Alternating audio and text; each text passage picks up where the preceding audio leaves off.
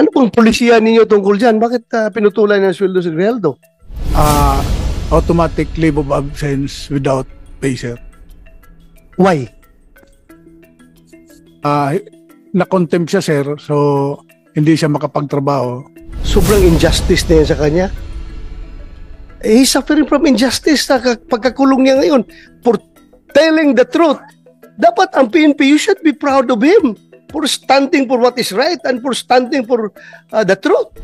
Kung nangyari sa iyo yung ginawa kay Grijaldo, anong sabihin mo? Sige nga, I would like to get your opinion. Yes, ano masasabi mo? Sir, I think I will have the same sentiments with Colonel Grijaldo. Correct! That is double injustice. Ang ginagawa niyo. Anong welfare ang ginawa niyo kay Grijaldo? Hindi ba talagang nilaglag ninyo siya? Porque galit sa kanya yung Quadcom. Galit na rin kayo sa kanya. Okay lang sa akin yung kung iskalawag yung tao. Kung ninja cup yung tao, go ahead. You punish him. Pero for standing for the truth, for doing what is right, and for not giving in to the intimidations na ginagawa sa kanya ng Quadcom. Kayo rin, sasakay rin kayo sa Quadcom na pati sweldo niya, puputulin ninyo. You're wearing that badge. You're wearing that badge. You stand for what is written on that badge. Ha? Huwag kayong patuta-tuta sa mga politiko, ha? What happened to Grijaldo may happen to you. O hindi mangyari sa inyo yan. Hindi ka forever, Kenneth, Regional Director. May chance rin na mangyari sa iyo yan. At akin dito, ano yung uniforme na sinusuot ninyo at willing kayo na mamatay sa uniforme na yan? Yun ang aking sinasama ng loob, Kenneth. Ha? Huwag ka magsabi ng apolitical. This is not all about politics. This is all about the PNP as an institution na you should look out for the welfare of your people. Yung DIDM, yung sitwasyon ni Colonel Grijaldo, nagreklamo yung asawa. We are always talking about welfare ng mga tao natin. Nakakulong na yung asawa niya, pinutulan pa daw ninyo ng sweldo. Sino bang taga DP? Upo ka dito. DP. Ano pong polisiya ninyo tungkol dyan? Bakit pinutulan ng sweldo si Grijaldo? Gamitin mo yung microphone. Sir, si Colonel Grijaldo, sir. Ano ka sa DP? Division Chief, sir. Ng? Policies, Plans and Program Division. So you represent DP and the Chief PNP as far as the Grijaldo case is concerned? Am I right? Sige, sagutin mo lang yung mga tanong ko. Sige, anong sasabi mo? Colonel Grijaldo, sir, is considered allowpay, sir. Allowpay. Automatic leave of absence without pay, sir. Why? Na-contempt siya, sir, so hindi siya makapagtrabaho. And I don't know, sir, kung may order na rin siya, sir, as allowpay. Hindi ba nyo titingnan na double whammy yan on the part of Grijaldo? Sobrang injustice na yan sa kanya. He's suffering from injustice sa pagkakulong niya ngayon for telling the truth. Dapat ang PNP, you should be proud of him for standing for what is right and for standing for the truth. Dapat i-consider yung bayani yung si Colonel Grijaldo dahil hindi siya nagpapatinag eh. Sinasabi niya katotohanan. Kahit na i-contempt niyo ako ilang beses dito, kahit na ikulong niyo ako ng ilang beses, basta yan ang katotohanan, panindigan ko yan. Dapat, he deserves your applause. Kayong PNP, tinayo niya yung bandera ng institusyon ng PNP na kami ay ganito. Hindi kami natatakot kahit sino mga congressman kayo dyan na mag-intimidate sa akin. Basta katotohanan lang ako. Bakit ginanon ninyo yung tao ninyo? Isn't it very double injustice on his part? Na wala na makain yung pamilya niya dahil pinutulan niyo ng sweldo? Hindi naman niya, He did not violate any law. To tell you frankly, i-interpret na ninyo yung batas to the detriment of your people? Ganun ba yun? You should implement, you should interpret your policies to the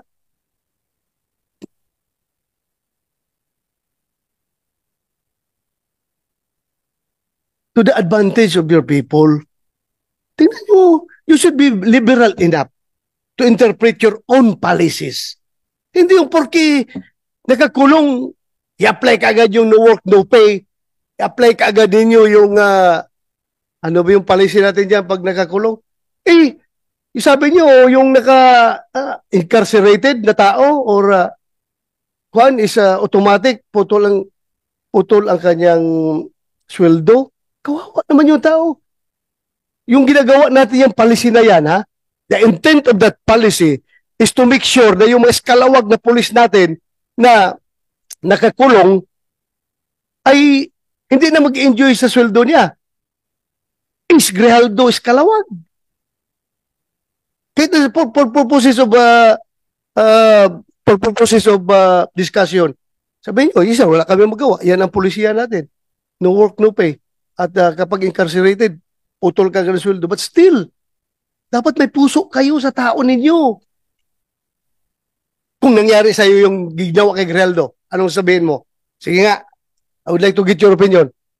Sige, you open the mic. Ikaw, nagsasabi ng totoo sa isang congressional hearing. Kinontempt ka. Ikinulong ka. Ngayon, nakakulong ka na. Pinutulan pa na PNP yung sweldo mo. Wala ka ng pagkain yung pamilya mo dahil wala ka ng sweldo. Yes, sir. Anong masasabi mo? Sir, I think I will have the same sentiments with Colonel Grijaldo. Correct. Yes, sir. Particularly that he is my classmate, sir. Oh, so your classmate. Huh?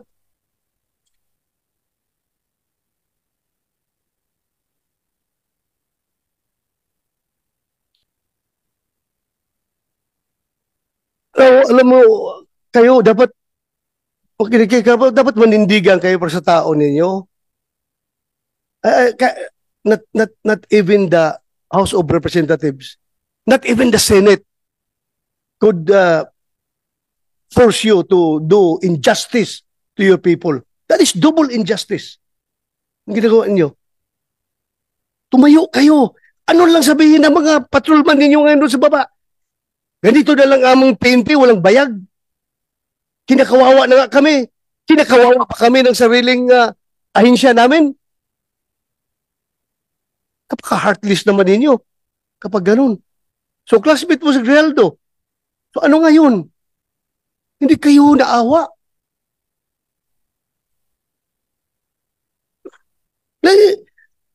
I would like to acknowledge the presence of Senator JB. Ejercito. Thank you, Your Honor, for joining. Alam mo, that is why I required the Chief PNP to be here. I would like him to explain his side properly. Dapat. Because as a commander, it's very basic. Dalawa yung ating function as a commander. Number one is the accomplishment of the mission.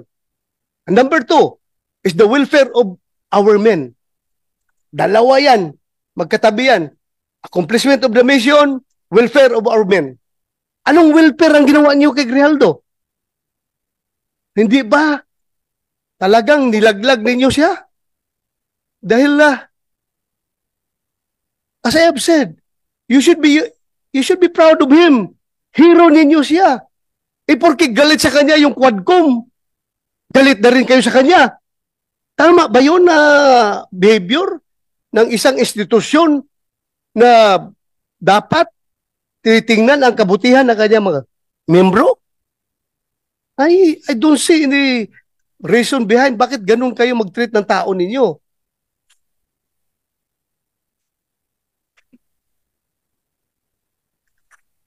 Yes. Can we get your opinion? Your Honor, with respect to the actions of the House of Representatives, unfortunately, that's beyond the jurisdiction, Your Honor, of the Internal Affairs. We don't have we don't have an active. That meron kayong control doon sa Quadcom. Wala kayong control, but you have control to your own policies sa pag-apply niyo sa tao niyo, sa polisiyan ninyo.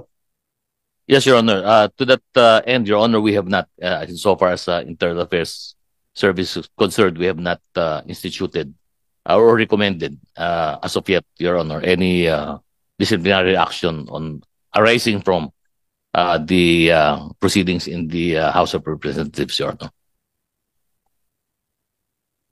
Please tingnan ninyo mabuti yan. It's time for you to show to the world that the Philippine National Police is indeed an institution that takes care of its own people. Huwag naman ninyong ganyanin yung tao ninyo. Ikinungulong na nga.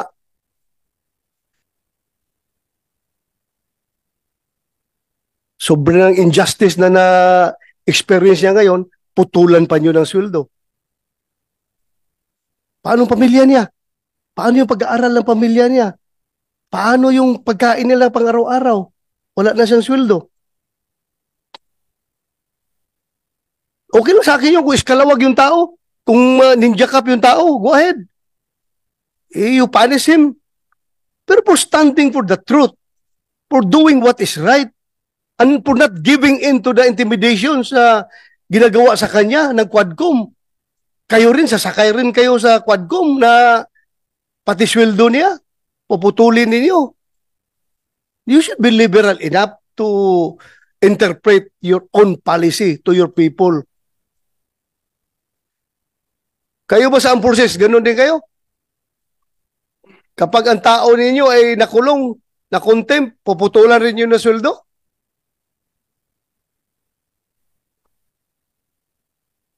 Anybody from the Armed Forces can speak up? General Mortelo, sir, from the Yes. AFP.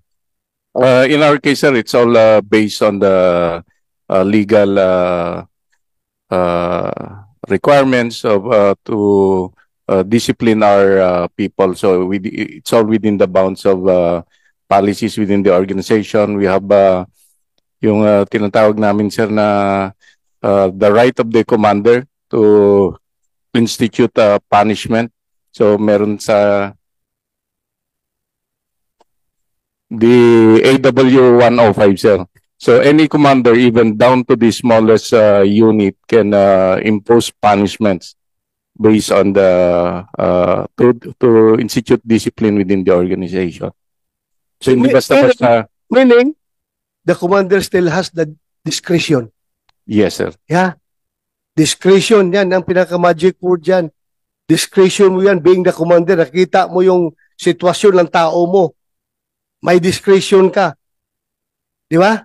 Yes, sir. Alam natin, paglaban natin mga tao natin. May mga tao tayo na hinaharas ng mga politiko doon sa baba. May mga tao tayo na kung ano-ano na pinagpapail na kaso. Ito, kaso talaga sa korte, ha?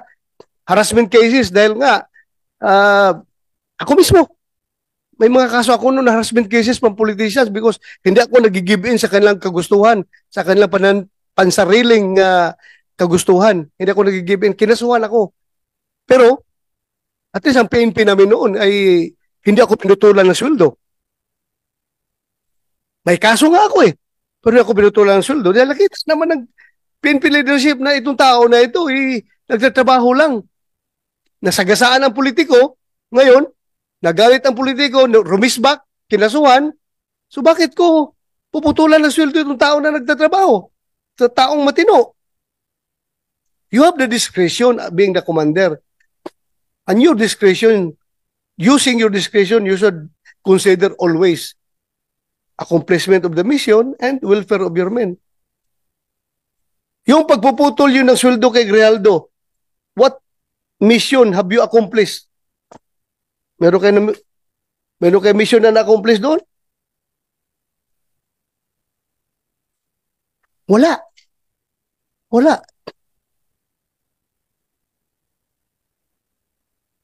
Yun lang po. Nandito kayo mga pulis, makinig kayo.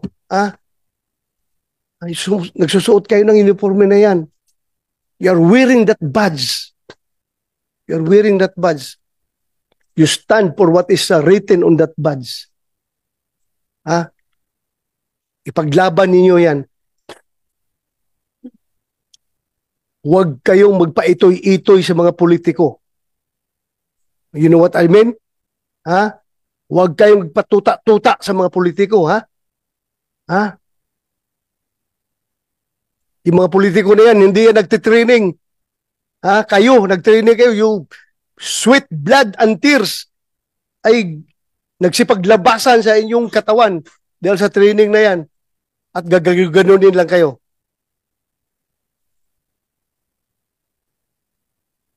Paglaban ninyong tauhan ninyo.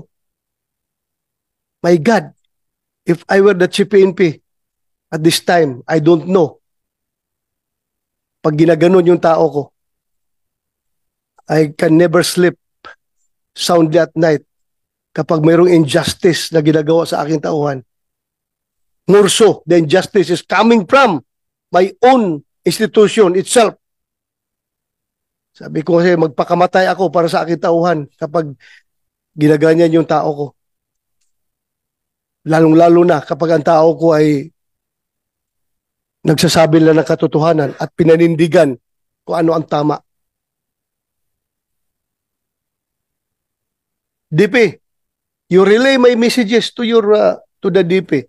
And to your Chief PNP, i-relay nyo yung mensahe ko. Sana naman nakikinig kayo. Hindi ko kayo pwedeng diktahan on what to do because that is already overreach on my part. May sarili kayong chain of command. Sundin ninyo. Pero sa akin lang, as may oversight function, nakikita ko talaga sobrang injustice na ginawa nyo kay Grijaldo. Paglaban nyo yung tauhan ninyo. Lalong-lalo na, classmate mo yun. Sobra ang nangyari sa kanya. Anong sabihin ngayon ng ibang mga opisyal ninyo? Ibang mga tauhan ninyo? Ganito pala ngayon. Hindi pala ako kayang dipinsahan ng aking sariling institusyon kapag ako'y lumalaban sa tama at sa katotohanan. Hindi pala ako kayang dipinsahan. Bagkos ako pa'y pinutulan ng sweldo. Ano makakain ng pamilya ko kapag ganun? Makonsensya naman kayo. What happened to Grijaldo may happen to you. O hindi mangyari sa inyo yan. At kapag ganun kayo ka-weak as an institution, I don't know what will happen to the PNP. Lumaban kayo. Labanan ninyo yung tama. Huwag kayong magpa-kuhan dyan. Yes. Sir, I would like to inform the Honorable Senator that the PNP is apolitical po, sir. With regards to Colonel Grijaldo po, sir, it may be meron mga reasons kung bakit yung sinasabi niyo po, sir, na naputulan siya ng sahod. It may be the resource person, si Colonel Uliciano. Hindi po niya alam yun, sir, Your Honor. So, baka may mga reason naman po, sir. Alam ko reason, no work, no pay. Yun nga, but what I'm telling you is about the welfare of your men, that you should be liberal enough in implementing your own policies. Tingnan nyo kabutihan ng tao. Because hindi ka forever, Kenneth, Regional Director, may chance rin na mangyari sa iyo yan. At kung pag nangyari sa iyo yan, what will you feel? Yung inostisya. I am not telling you to PNP to be political. We're not talking about politics here. We are talking about the welfare of your people. We are talking about your institution. There's no political behind my statement. What is behind my statement is yung aking pagiging pulis. Kasama niyo ako. Hindi ako outsider ng PNP. And I love the PNP. Hindi. Yung pinanggalingan ng mga pinagsasabi ko? Hindi. Dahil nasa kabilang bakod kami ng politics. Wala. Ang akin dito. Ano yung uniforme na sinusuot ninyo at willing kayo na mamatay sa uniforme na yan? Yun ang aking sinasama ng loob, Kenneth. Ha? Huwag ka magsabi ng apolitical. This is not all about politics. This is all about the PNP as an institution na you should look out for the welfare of your people. Yun ang kinasama ng loob ko. Sir. Go ahead. Sir, kami nga po ay nagpapasalamat dahil kasama niyo po kasama namin po kayo, sir, as the former chief PNP. However, ang sinasabi ko po, sir, baka naman itong si Colonel Ulicanio, hindi niya alam yung underlying circumstances kung meron pang dahilan kung bakit po naputulan ng sahod si Colonel Grijaldo. Yun lang po, sir. Then inform us kung ano. Huwag tayong ilatag natin ang baraha. Ilatag natin ang baraha kung bakit talaga ninyo ginanon yung tao. Tatanungin natin. Yes, sir. Did he violate the law? Meron ba siya binayulit na batas? Yung pagka-contempt niya, kasalanan ba niya yun? Kasalanan ba niya? I'm sure all of you were watching the proceedings. Kasalanan niya kung ipagtayo niya yung katotohanan? Panindigan niya yung katotohanan? You want to say something? Yes, sir. Based on our policy, sir, yung allowpay po kasi, sir, once hindi siya makapag-perform, katulad nung nakulong, sir, so he will be issued orders as allowpay, sir. Then, corresponding to that, yung salary niya, sir, talagang puputulin din based on the... Wala akong question dyan. Alam ko may mga policy na ganyan. What I am telling you about is how you interpret your policies. Maawa naman kayo sa tao ninyo. Yun lang sa akin. Welfare of your men. Yun lang sa akin. I hope you get me right. I hope. Hindi ko sinasabi na pag walang tapon niyo yung mga policy ninyo dahil ginawa yan, may rason yan. At ang rason yan, I should be clear to you. Bakit natin ginawa yan? Kasi yung mga eskalawag na pulis na patuloy pa rin na nagtatanggap ng sweldo kahit may mga kaso, yan, ginawa natin yan. Pero in the case of Grijaldo, dapat sabi ko nga sa inyo, dapat marunong kayo mag-interpret your own policy to your advantage. Kayo, advantage ninyo sa inyo. Huwag naman na ganunin yung tao ninyo. So, yeah, you want to say something? Yes, sir. Sir, we will submit ASAP, sir, yung documents regarding Colonel Grijaldo, sir, to your office. And we will also inform yung office concerned, Your Honor. Thank you po. Thank you.